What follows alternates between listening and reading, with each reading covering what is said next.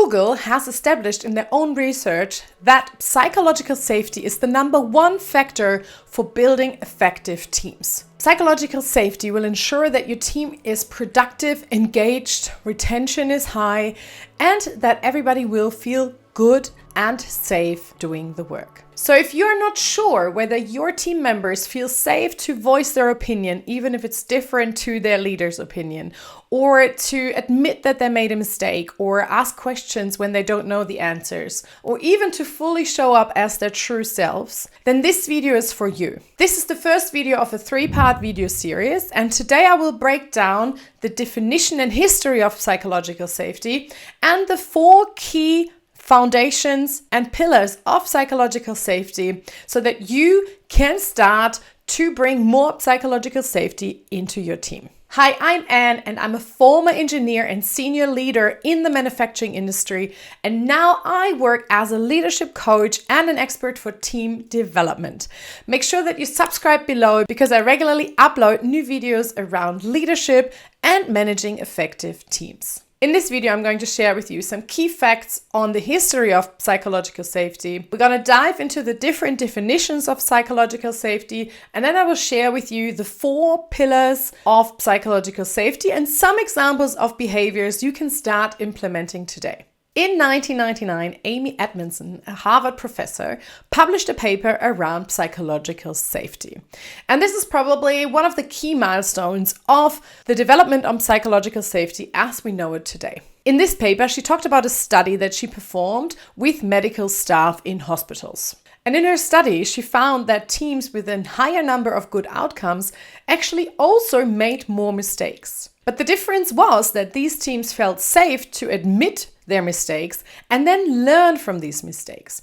They didn't feel the need to hide mistakes, which then would in a result have much worse consequences for the performance of the team and the hospital. As part of her paper, she formulated the term psychological safety and underpinned it by her research of how important psychological safety is for the performance and the safety of a team. Then in 2014, Google performed their own research on how to build effective teams. And as part of this research and by knowing the work of Amy Edmondson, they figured out and they realized that the highest performing teams in their organization had high psychological safety. So in these teams, everyone felt safe to bring their full self to work and to also raise their opinions, their voices, their ideas, and openly ask questions and admit when they made mistakes. In 2020, Timothy Clark then published a book that is called The 4 Pillars of Psychological Safety.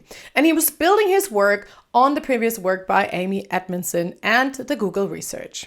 In this book, they're defining 4 stages of psychological safety that are key in implementing it within a team.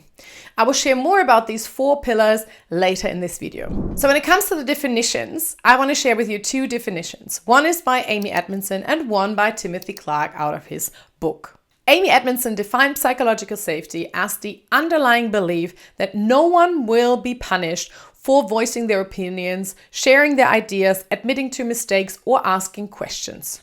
Timothy Clark then defined psychological safety as a culture of rewarded vulnerability.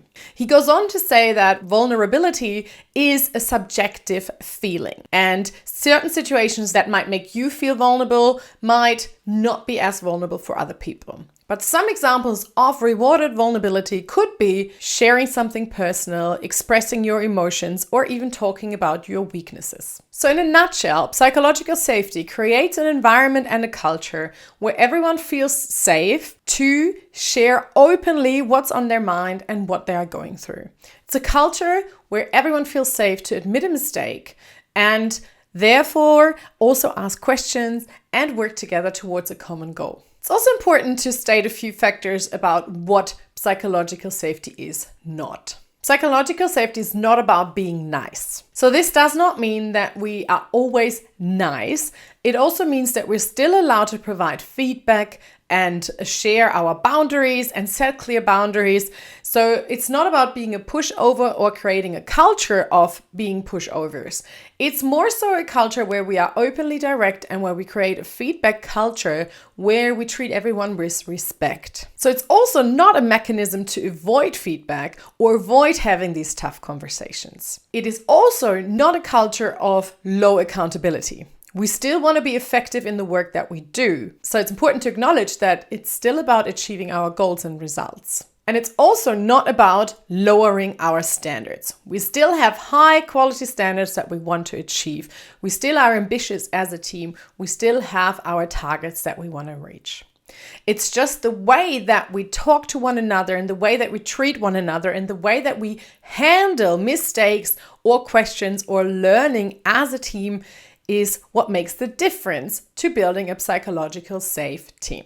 So when we dive deeper into what is psychological safety, I want to share with you the model by Timothy Clark, the 4 pillars of psychological safety. I find it really, really practical, and it makes it easy to understand what are the different areas that we can address and change things in to build a more safe environment. These pillars do build up on one another, but it's important to know that it's not going to be a straightforward journey of achieving level 1, level 2, level 3, level 4.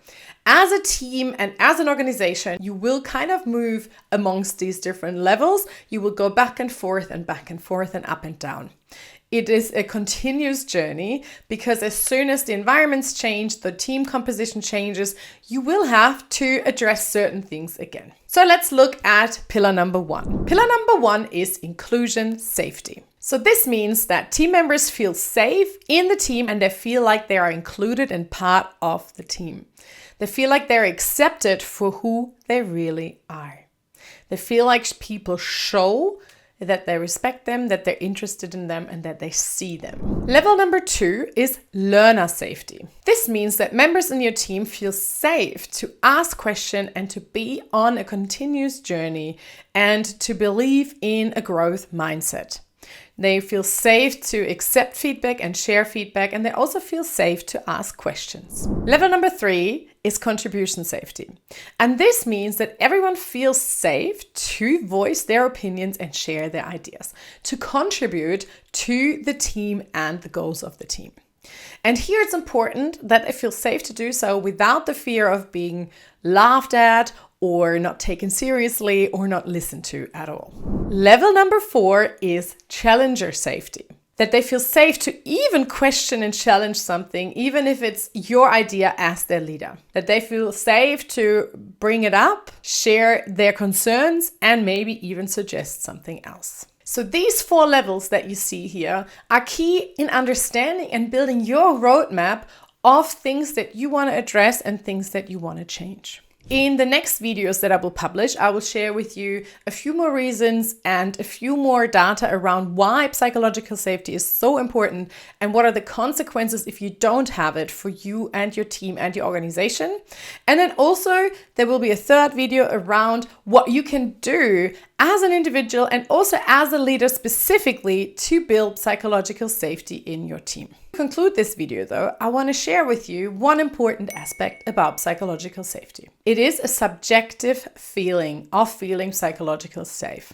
Even if you feel safe to do all these things, to learn, to challenge, to contribute, does not mean that everyone on your team feels the same. As soon as one person does not feel safe, you do not have a psychological safe team.